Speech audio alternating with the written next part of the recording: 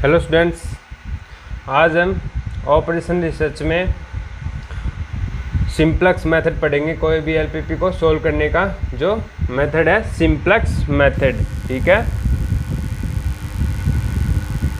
Simplex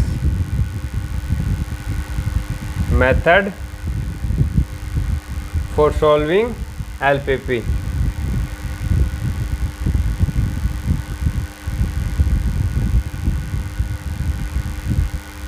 तो देखो, आपने बीएससी सेकेंड ईयर या फाइनल में आपके एलपीपी आता है तो आपने उस टाइम ये सिंप्लेक्स मेथड पढ़ा हुआ है।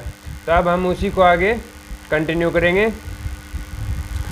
तो कोई भी हमें एलपीपी देगा तो उसको उसके बेसिक सॉल्यूशन हमें फाइंड करने आते हैं। बेसिक फिजिबल सॉल्यूशन कैसे फाइंड करते हैं वो मैंने आपको कोई भी एलपीपी या फिर कोई भी सिस्टम ऑफ इक्वेशंस के लिए मैंने सोल्व करना बता दिया है। तो हमें सिंप्लेक्स मेथड में भी वही फिजिबल सॉल्यूशन निकालने होते हैं और उन्हीं फिजिबल सॉल्यूशन में से कोई ना कोई एक ऑप्टिमल सॉल्यूशन हमें मिल जाता है। लेकिन ये जो सिंप्लेक्स मेथड है ये एक इटरेटिव मेथड है, मतलब स्टेप बाय स्टेप आपको चलना होता है इसमें। और इसमें कुछ कंडीशन होती हैं कि अगर ZJ माइनस CJ अगर ग्रेटर देन पॉजिटिव आ जाएगा तो आप बोल दोगे कि वो हमारा उसके करस्पॉन्डिंग जो हमारा फिजिबल सॉल्यूशन आया वो हमारा ऑप्टिमल सॉल्यूशन हो जाएगा। हमें कुछ चेक करने की ज़रूरत नहीं है। ठीक है, तो अब इसमें कुछ डेफिनेशंस आएंगी, कुछ चीज़ें आएंगी, वो हमें देखनी है। तो कोई भी हमें एलपीपी देगा, ठीक है, गिवन एलपीपी आप ले लो मैक्सिमाइजेशन की। ठीक है, maximization of Z is equal to CX। ठीक है, जहाँ पे C है वो क्या है, जो कॉस्ट वेक्टर बोलते हैं ना हम इसको, और X है वो वेरिएबल है। और सब्जेक्ट टू कंस्ट्रेंट दिया होता है AX is equal to B। तो हम सिंप्लेक्स मेथड जो है वो एक एग्जाम्पल के थ्रू समझते हैं। ठीक है, x greater than equal to 0 ये हमें दिया होता है। तो कोई भी एलपीपी होती है तो ये लेस देन इक्वल टू भी हो सकता है एलपीपी में, और ग्रेटर देन इक्वल टू भी हो सकता है, और इक्वल टू भी, कुछ भी हो सकता है। तो कोई भी सिंप्लेक्स मेथड सोल्व करने का पहला ये कुछ स्टेप होते हैं, उन स्टेप के थ्रू हमें चलना होगा। तो पहला स्टेप ये होता है कि हमें जो भी एलपीपी देगा उसको आप पहले स्टैंडर्ड फॉर्म में कन्वर्ट करो। Standard form in the sense कि अगर आपको मिनिमाइजेशन की कोई प्रॉब्लम दे रखी है तो आप उसको मैक्सिमाइज करो। मैक्सिमाइज कैसे करेंगे, माइनस से मल्टीप्लाई करवाओ।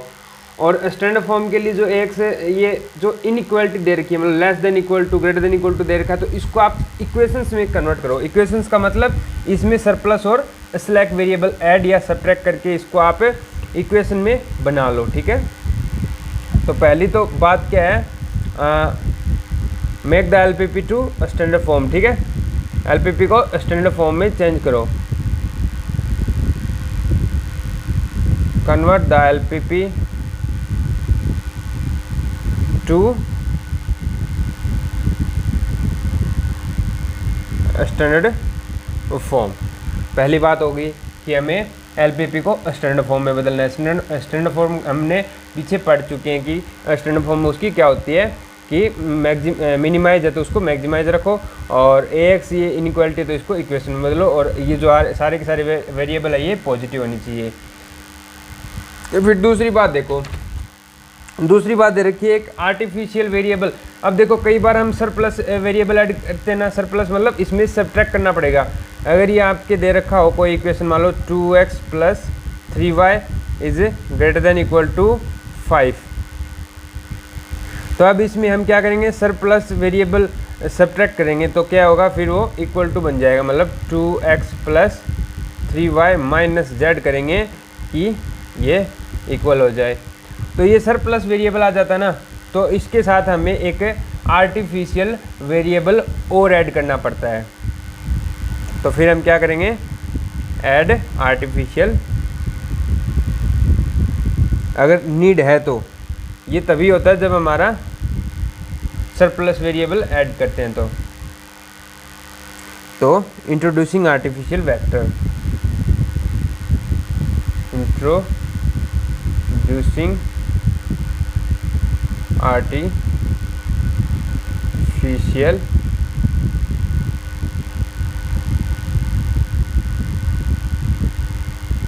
वेक्टर। ठीक है, फिर तीसरी बात देखिए, construct of the initial simplex table.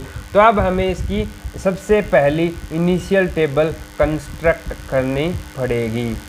तो देखो पहले हम शुरुआत ही कर देते हैं, फिर उसके बाद हम कुछ उसमें ऑपरेशंस लगाते हैं। तो पहले हम एग्जाम्पल ही ले लेते हैं। तो एग्जाम्पल के थ्रू मैं आपको सारी चीज़ें पहले समझा देता हूँ।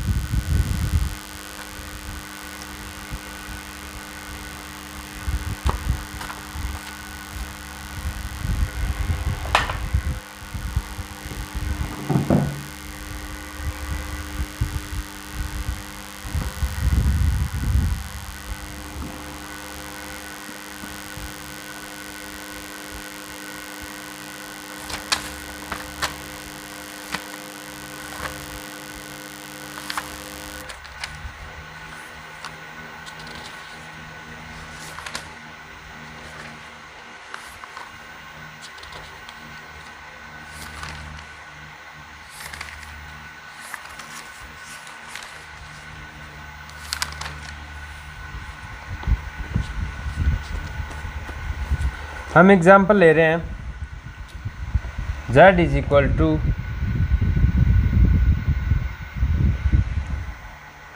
5x1 प्लस 3x2, और जो सब्जेक्ट टू कंस्ट्रेंट है, सब्जेक्ट जो दे रखा है वो 3x1 plus 5x2 is less than equal to 15, और दूसरा जो है वो 5x1 plus 2x2, 5x1 plus 2x2 is less than equal to 10, और वेरिएबल जो है x1 और x2 वो ग्रेटर देन इक्वल टू 0 दे रखे हैं। तो ये हमारी सिंप्लेक्स मेथड के लिए एक एग्जांपल लिया हमने। तो पहला काम होता है वो हमारा क्या, कि हमारे जो एलपीपी है उसको कन्वर्ट करो किसमें, स्टैंडर्ड फॉर्म में। तो हमारे पास देखो जो z है ऑब्जेक्टिव फंक्शन है वो मैक्सिमाइजेशन का होना चाहिए, तो है, ठीक है, पहली बात सेटिस्फाई। दूसरी बात क्या होती है, हमारे जो सब्जेक्ट टू कंस्टेंट जो हमारी इक्वेशंस हैं तो उसमें जो बी आईज है सारे के सारे वो पॉजिटिव होनी चाहिए हैं। अब क्या होता है, इनको हमें इक्वेशन बनाना है, मतलब लेस देन इक्वल टू है तो इनमें कुछ वेरिएबल ऐड कर दो जिनको स्लैक वेरिएबल बोलते हैं। तो पहले क्या करेंगे, स्टैंडर्ड फॉर्म। तो देखो हम क्या करेंगे, इसमें x3 ऐड कर दो, पहले वाली में 3x1 plus 5x2 plus x3 add कर दिया, तो हम इसको इक्वेशन बना दी, इक्वल लिख दिया, ठीक है। दूसरे में भी क्या कर देंगे, 5x1 plus 2x2 plus x4 चौथा वेरिएबल ऐड कर दिया, और हम इक्वल टू लगा देंगे, और चारों के चारों मतलब x3 और x4 भी पॉजिटिव लेंगे, ठीक है। और साथ ही साथ देखो नए 2 वेरिएबल ऐड किए हैं, तो हम जो मैक्सिमाइजिंग प्रॉब्लम उसमें हम ये 0 into x3 plus 0 into x4 add कर दिया। अगर हमारे सॉल्यूशन में अगर x3 और x3 बच जाते हैं, रह जाते हैं, तो भी हमारे कॉस्ट पे उनसे कोई प्रॉब्लम नहीं हुई, क्योंकि हमारे कॉस्ट में सिर्फ x1 और x2 वो क्या है कि प्रोडक्ट की संख्या है, ये तो हमने ऐड किए हैं, एक्स्ट्रा स्लैक वेरिएबल है, इनकी वैल्यू कभी भी ऑप्टिमाइजेशन फंक्शन पे या ऑब्जेक्टिव फंक्शन पे कोई इफेक्ट नहीं डालती है, ठीक है। तो ये सॉल्यूशन के लिए काम होती है। तब अब हम इसकी बनाएंगे टेबल। तो फर्स्ट इनिशियल टेबल देख लो, ठीक है, सिंप्लेक्स टेबल। तो सबसे पहले सी आईज या फिर सी लिख दो, ठीक है, सी। तो ये क्या होती है, 5 3 0 0 हो गया। इनको एक अलग अलग कॉलम बना दो, इनके बना दिए। फिर इसके बाद हम यहाँ पर जो हमारे बी आईज है वो लिखेंगे।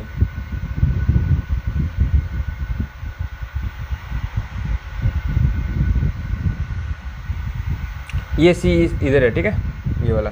तो बी आईज का जो कॉलम है वो नीचे होगा, बी आईज यहाँ पे और यहाँ पे। तो हमारे बी कौन कौन से है, एक तो 15 है और एक 10 है।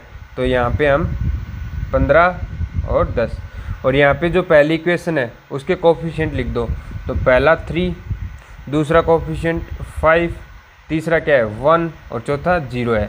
और यहाँ पर क्या है 5 2 0 1, ये कॉलम हो गया y1 पहला कॉलम, ये दूसरा, ये तीसरा, ये चौथा। अब यहाँ पे हम 3 चीज़ें लिखेंगे। एक तो लिखेंगे कि हमारे बेसिस में कौन कौन सा कॉलम आ रहा है, तो बी, यानी कि अल्फ़ा 1 आ रहा है या अल्फ़ा 2 आ रहा है या अल्फ़ा 3 आ रहा है।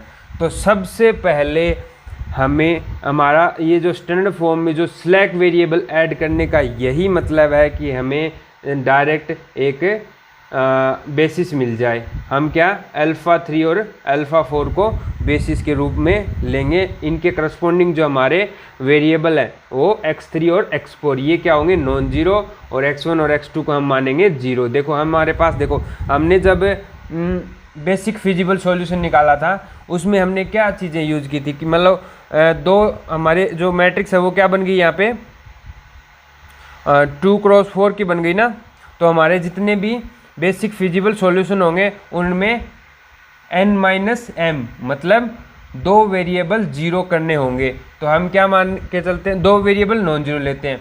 तो हम x1 और x2 को पहले जीरो लेंगे और इनको x3 और x4 को नॉन जीरो लेंगे, क्योंकि हमें पता है इनके करस्पॉन्डिंग जो मैट्रिक्स है इसके x3 और x4 के, मतलब अल्फ़ा 3 और अल्फ़ा 4 से बनने वाली जो मैट्रिक्स है वो क्या है आइडेंटिटी मैट्रिक्स है। इसका इन्वर्स भी इजीली फाइंड कर सकते हैं और ये इन्वर्टिबल भी होती है, तो इसलिए ये वाली हम लेते हैं। तो सबसे पहले जब भी हम सिंप्लेक्स टेबल में शुरुआत करते हैं तो जो बेसिस लेते हैं, देखो कोई भी बेसिक फिजिबल सॉल्यूशन निकालना है तो क्या होंगे NCM मिलेंगे अप टू, ठीक है, ज़्यादा से ज़्यादा NCM मिलेंगे, मतलब 4 यहाँ पे 4C2 मिलेंगे ज़्यादा से ज़्यादा।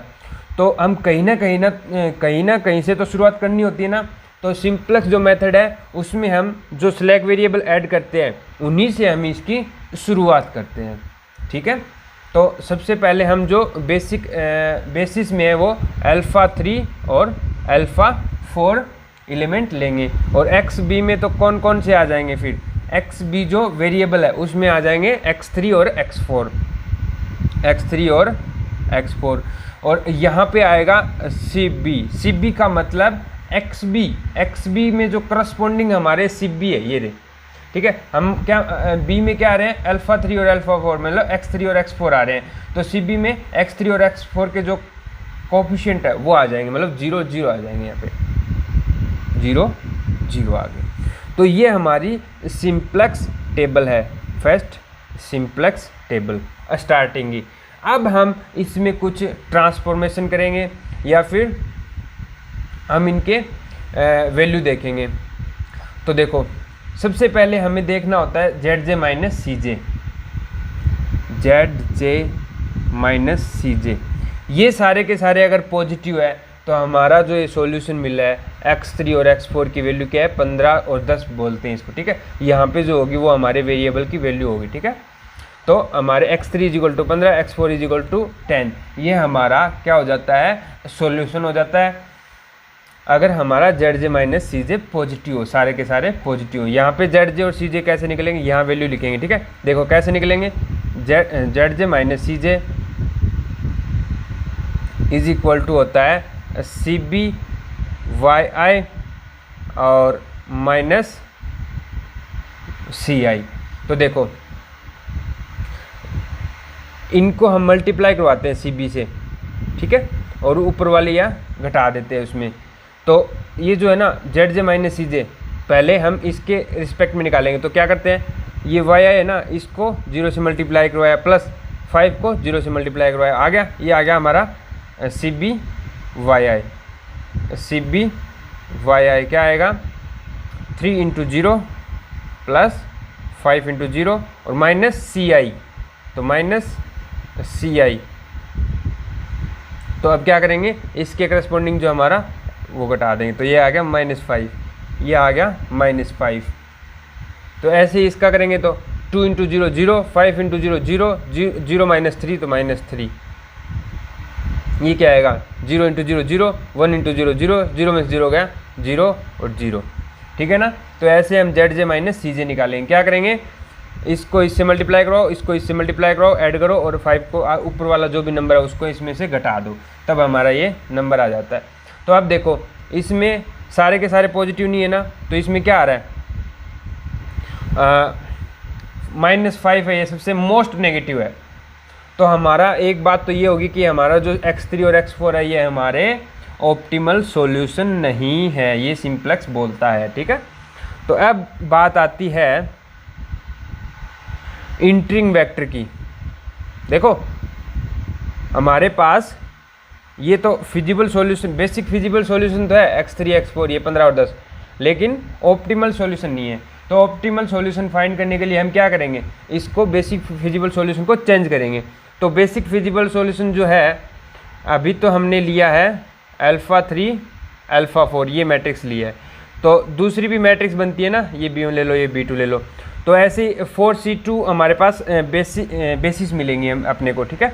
तो अब हम चेंज करेंगे कि इनमें से कोई एक चेंज करो, तो ये बात है कौन सी लें। अब इनमें α3 और α4 तो हमारे पहले वाली बेसिस होगी, तो अब हमें इसको कन्वर्ट करना है। α3 में से कोई इनमें से कोई लें, यानी α3 की जगह कौन सा लें या α4 की जगह कौन सा लें, ये हमारा सिंप्लेक्स बताता है कि जेड जे माइनस सी जे जिसका सबसे मोस्ट है वो हमारा इंट्रिंग वेक्टर होगा, ठीक है। तो ये हमारा इंट्रिंग वेक्टर है, मतलब α1 हमारा इंट्रिंग वेक्टर है। हमें इंट्रिंग वेक्टर तो मिल गया कि हम इनमें से एक को हटाएंगे और उसकी जगह α1 लाएंगे, ये तो गारंटी होगी। लेकिन हटेगा कौन सा, वो चीज़ और देखो, तो वो हम क्या देखते हैं, मिनिमम रेशियो निकालते हैं।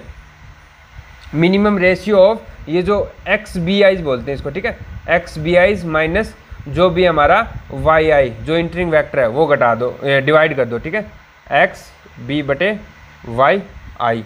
तो देखो हम क्या करेंगे, 15/10,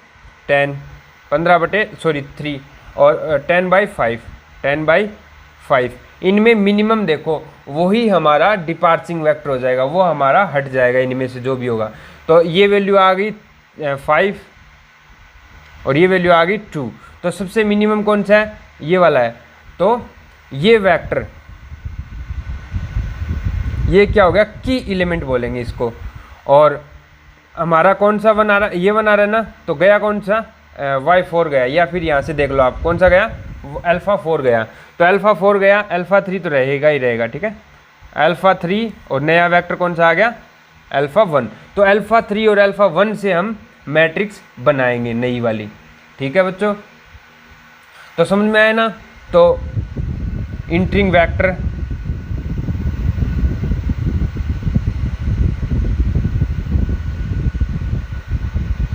कौन सा होगा, वह वेक्टर जिसके लिए Z J minus C J most negative हो, ठीक है।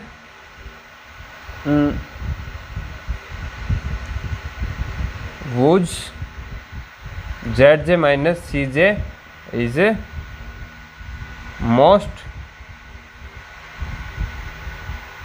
नेगेटिव, वो हमारा क्या कहलाता है, इंट्रिंग वेक्टर। और डिपार्चिंग वेक्टर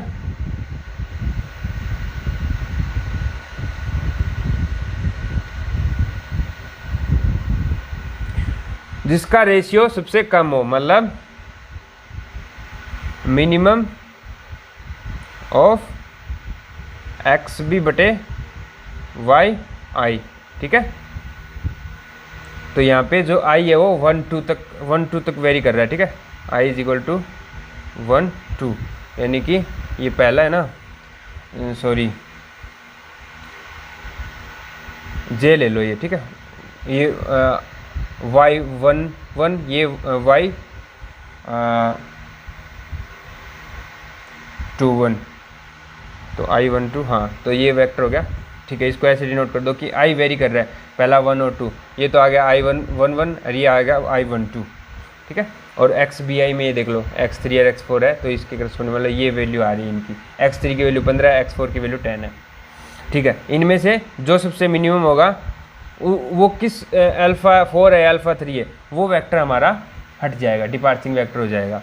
ठीक है, इसके बाद हम क्या करते हैं, इसको आइडेंटिटी बनाते हैं, मतलब हमारा जो इसको बोलते हैं की एलिमेंट।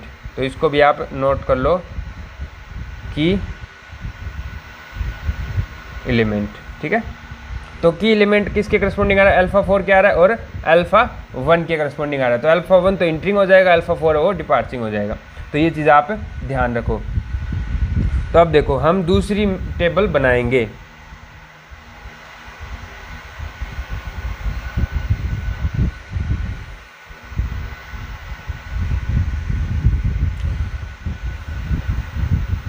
दूसरी वेक्टर में वही सी हमारा कभी भी चेंज नहीं होगा, 5 3 0 0। और फिर क्या आएगा, बी बेसिस में अब की बार चेंज हो गया, XB और CB। तो पहले बात तो ये बी बेसिस में लिख लो क्या क्या वेक्टर आएंगे। तो बेसिस में कौन कौन सा आएगा, अब की बार अल्फ़ा 3 तो हटा ही नहीं, ये एज इट इज़ है, अल्फ़ा 4 की जगह अल्फ़ा 1 आएगा, और ये आएगा X3 और यहाँ पे आएगा X1, वेरिएबल चेंज हो गया। और इसके करस्पॉन्डिंग देखो, X3 के करस्पॉन्डिंग हमारा कौन सा है, 0 है CB, और X1 के करस्पॉन्डिंग क्या है, 5 है, तो यहाँ पे 5 रखो। ठीक है, अब देखो Y1 Y2 Y3 Y4। अब देखो हमें इसको बनाना है 1, 5 को बनाना है 1, तो 1 बनाना है तो इस पूरी रो को आप क्या कर दो, 5 से डिवाइड कर दो। तो 5 से डिवाइड करोगे तो 1, यहाँ पे आ गया 2, यहाँ पे आ गया 2/5, ये आ गया 0 और 1/5 आ गई। अब क्या करोगे, इस वाले नंबर को, मतलब ये जो 3 है इसको आप 0 बनाना है, इस रो की हेल्प से आप इसको 0 बना दो, यानी कि इसको 3 से मल्टीप्लाई करवाओ और इस वाले में से घटा दो। तो ऊपर ये रो 1 लिख रहा हूँ मैं उसको, ठीक है, R1 - 3 R2 ऐसा कर दो आप।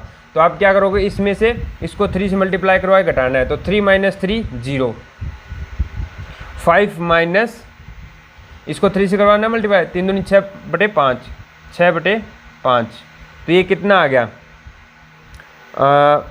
25 - 6, 25 - 6 19, 19/5 है ना।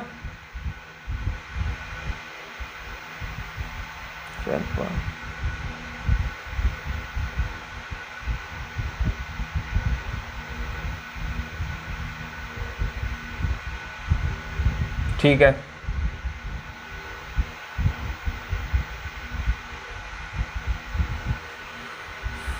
ये हो गया 19/5। अब देखो ये क्या करना है, 1 - 0 × 3, तो ये हो गया 1। ये देखो 0 - 3/5, तो -3/5। और यहाँ पे देखो 15 इसको 3 से मल्टीप्लाई करवाओ, 15 माइनस इसको 3 से मल्टीप्लाई करवाओ, घटा दो, 6 घटा दो, 15 में 6 गया 9। ये हमारी सेकंड टेबल आ चुकी है।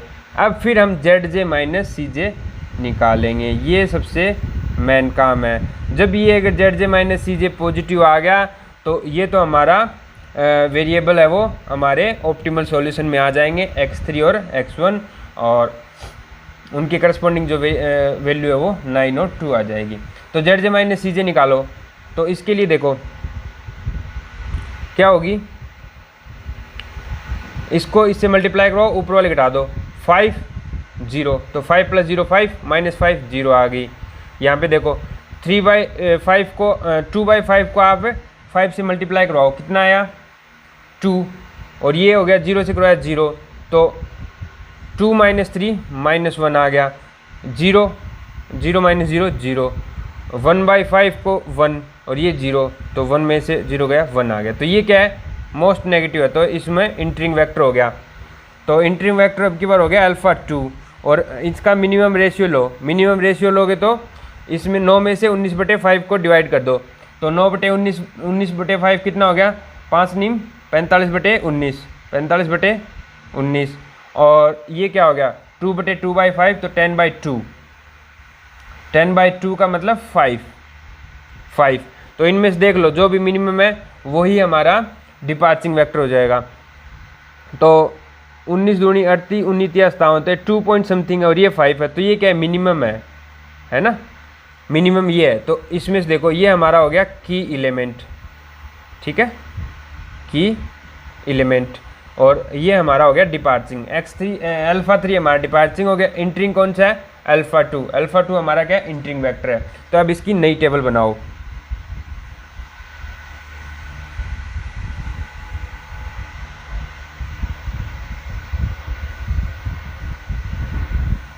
हमारा जो इस दूसरी टेबल के करस्पॉन्डिंग जो हमारा ऑप्टिमल सॉल्यूशन मिला है, basic feasible solution, basic feasible solution क्या मिला हमारा, x3 बराबर 9 और x1 बराबर 2, ये हमारा ऑप्टिमल सॉल्यूशन नहीं है, ठीक है, क्योंकि हमारा ZJ माइनस CJ वो सारे के सारे पॉजिटिव नहीं आए। अगर पॉजिटिव आ जाते तो हमारा ये सॉल्यूशन है वो ऑप्टिमल सॉल्यूशन हो जाता। तो अब हम एक और इसमें टेबल बनाएंगे और ZJ माइनस CJ को पॉजिटिव लाने की कोशिश करेंगे, और हमारा उसके करस्पॉन्डिंग जो हमारा फिजिबल सॉल्यूशन मिलेगा वो ऑप्टिमल सॉल्यूशन हो जाएगा। तो ये 5 3 0 0 और ये C है, और ये B y1 y2 y3 y4। तो यहाँ पर हम लिखेंगे बेसिस, यानी कि अल्फा 3 की जगह आ गया अल्फा 2, अल्फा 1, और XB में आ गया x2 x1, और इसके करस्पॉन्डिंग जो b की वैल्यू है वो 3, और यहाँ पे है 5, है ना, समझ में आई ना बात। तो यहाँ पे अब हमें इंटरिंग जो की एलिमेंट है इसको हमें 1 बनाना है। की एलिमेंट को 1 बनाना है तो इस पूरी रो को आप 5/19 से मल्टीप्लाई करवा दो, तो यहाँ पे आएगा आपका 1, क्योंकि 5/19 से मल्टीप्लाई करवा दिए, ये हो गया 0। इसको करवाएंगे तो 5/19, और इसको करेंगे तो 5/19 से, तो 5 से 5 कट गया, -3/19, इतनी बात हो गई। और यहाँ पे भी क्या होगा, 5/19 से मल्टीप्लाई करना है ना, तो 45/19, ठीक है। अब देखो अब क्या करना है, इस वाले वेक्टर को हमें 0 बनाना है, तो हम क्या करेंगे, ये वाली रो पकड़ो, ठीक है, R1, और या फिर आप ये वाली जो है ना, ये वाली R2, नीचे वाली R2 में से ये वाली R1 है, इसको आप 2/5 से मल्टीप्लाई करवाओ और घटा दो, ठीक है। R2 में से क्या घटाना है, 2/5 R1, इसको 2/5 से मल्टीप्लाई करवाओ और इसमें से घटा दो। तो 1 में से ये 0 से मल्टीप्लाई करवाना है तो 0 रहेगा, तो 1 में से 0 गया 1, और यहाँ पे 0। अब ये देखो आपको क्या करना है, 0 माइनस इसको आपको मल्टीप्लाई करवाना है 2/5 से, 2/5 से मल्टीप्लाई किसको करवाना है, 5/19 से, तो ये आ गया -2/19, तो -2/19। अब देखो 1/5 में से घटाना क्या है, 2/5 इंटू -3/19, तो ये क्या आ गया, 1/5 प्लस 6/19 इंटू 5, तो ये हो गया आपका 19 + 6 25/19 इंटू 5, तो ये आ गया 5/19, तो 5/19। इसमें भी आप क्या करोगे, 2 माइनस इसको आप 2/5 से मल्टीप्लाई करवाओ, 2 माइनस 2/5 से मल्टीप्लाई करवाया, और मल्टीप्लाई किसको करवाना है, 45/19 को। तो ये देखो कितना हो गया, 5 नीम 45, तो 2 माइनस 18/19, तो 19 दूनी 38, 38 में से 18 गए, 20/19 आ गया, तो ये आ गया हमारा 20/19। अब निकालो आप ZJ minus CJ। Z J minus C जे कैसे निकालते हैं, इसको इससे मल्टीप्लाई करवाओ प्लस इसको इससे मल्टीप्लाई करवाओ माइनस ये, तो 5 में से 5 को 5 से करवाया तो 5 माइनस 5 0 0 3 3 माइनस 3 0, ये क्या हो गया माइनस 10/19, और इसको इससे करवाया तो प्लस 15/19 और माइनस ऊपर वाला 0, तो ये क्या आ गया 5/19 आ गया, तो ये तो पॉजिटिव है, 5/19 इज़ पॉजिटिव। अब इसको करवाओ तो ये 25/19 25/19 और ये क्या हो गया माइनस 9/19, तो यहाँ से अपना आ गया 25 में 9 गए 16/19 16/19, ये भी पॉजिटिव है। अब देखो हमारा जेड जे और माइनस सी जे जो है क्या है, ये 0 0 पॉजिटिव पॉजिटिव, तो अब हमारा कोई भी नेगेटिव नहीं आ रहा। इसका मतलब जो हमारा सॉल्यूशन मिला है x1 और x2 नॉन जीरो और x3 x4 0, ये जो हमारा बेसिक सॉल्यूशन जो है, बेसिक फिजिबल सॉल्यूशन, ये हमारा ऑप्टिमल सॉल्यूशन है, क्योंकि हमारा Z J minus C J positive है। Z J minus C J is greater than equal to 0 for all J, so that x1 x2 x3 x4 जो हमारा सॉल्यूशन मिला है, क्या मिला है 45/19 20/19 0 0,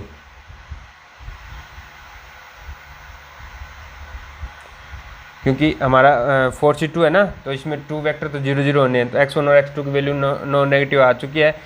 x1 की वैल्यू सॉरी ये है 20/19 और x2 की वैल्यू क्या है 45/19 और 0 0, तो ये हमारा हो गया बेसिक फिजिबल सॉल्यूशन, और यही हमारा है ऑप्टिमल सॉल्यूशन। तो इसके करस्पॉन्डिंग हमारे फंक्शन की जो मैक्सिमम वैल्यू है वो निकाल लो, तो z max is equal to 5 × 20/19 plus 3 × 45/19, तो इसको आप सोल्व करके निकाल लो, तो ये हमारी आ गई z मैक्सिमम। तो आपको इतना समझ में आ रहा है ना, तो ये हमारा सिंप्लेक्स मेथड था। तो इसमें क्या क्या चीज़ें यूज हुई है हमारी, तो मेन चीज़ें क्या है, एक तो हमें जेड जे माइनस कोई भी सिंप्लेक्स टेबल बना लेंगे पहले, ठीक है, स्लैक वेरिएबल जोड़ेंगे तो सबसे पहले बेसिस में वो वाले ही x3 और x4 लेंगे हम, ठीक है, जो हम स्लैक वेरिएबल जोड़ के जो आइडेंटिटी मैट्रिक्स बना रहे हैं वो सबसे पहले हम बेसिस में लेंगे, ठीक है। उसके बाद हम फिर एक इसमें एंट्रिंग वेक्टर डालेंगे और एक डिपार्चिंग वेक्टर निकाल देंगे। तो एंट्री वेक्टर कैसे डालेंगे, उसमें आप जेड जे माइनस सी जे देखेंगे, जिसमें most negative Z J minus C जे है वो हमारा एंट्रिंग वेक्टर हो गया।